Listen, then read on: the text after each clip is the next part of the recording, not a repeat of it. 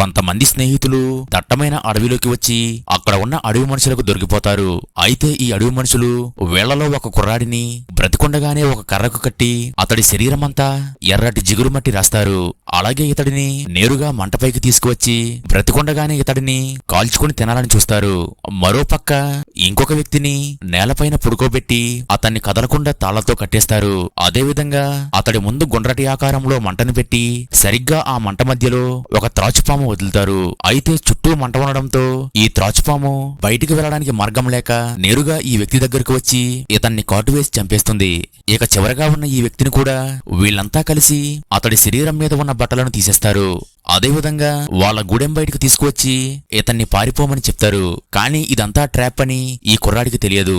దీంతో ఇతడు ఇదే మంచి అవకాశంగా భావించి వాళ్ళ దగ్గర నుండి తప్పించుకుని పారిపోతూ ఉంటాడు. కానీ ఈ అడవి మనుషులు మాత్రం ఇతన్ని పట్టించుకోకుండా అక్కడే ఉండి అరుస్తూ ఉంటారు.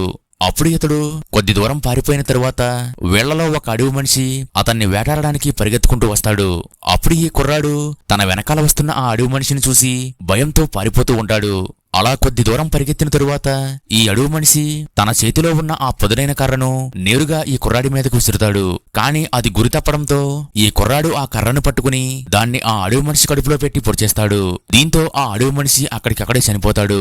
వెంటనే ఈ కుర్రాడు ఆ అడవి మనిషి శరీరంపై ఉన్న బట్టలతో పాటు అతడి చెప్పులను కూడా తీసేసుకుంటాడు. ఇంతలో మరికొందరు ఇతన్ని పట్టుకోవడానికి రాగా వెంటనే అక్కడి నుండి పారిపోతాడు. కానీ అక్కడికి వచ్చిన మరొక అడవి మనిషి తన స్నేహితుడు చనిపోయాడని ఏడుస్తూ ఉంటాడు. అలాగే తన సోదరుడితో ఆ మోసగాన్ని పట్టుకోమని చెప్తాడు. మరోపక్క ఈ కుర్రాడు ఆ అడవి మనిషి బట్టలు పట్టుకుని తన ప్రాణాలు గుప్పెట్లో పెట్టుకుని పరిగెడుతూ ఉంటాడు. అయితే మరొక అడవి మనిషి ఇతన్ని చంపడానికి వెనకాలే పరిగెట్టిస్తూ ఉంటాడు. అలా అడవిలో కొద్ది దూరం పరిగెత్తాక ఈ అడవి మనిషికి అలసటగా అనిపించి చెరువు ఒడ్డున కళ్ళు తిరిగి కింద పడిపోతాడు. దీంతో ఈ కుర్రాడు కూడా పక్కనే ఉన్న బండరాయిపై కూర్చుని విశ్రాంతి తీసుకుంటాడు.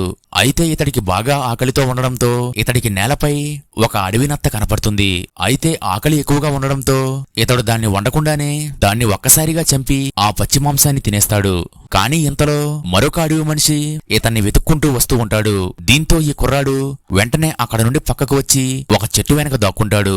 కానీ ఆ తర్వాత ఏమైందో చూడాలంటే ఈ వీడియో లైక్ చేసి నెక్స్ట్ పార్ట్ అని కామెంట్ చేయండి.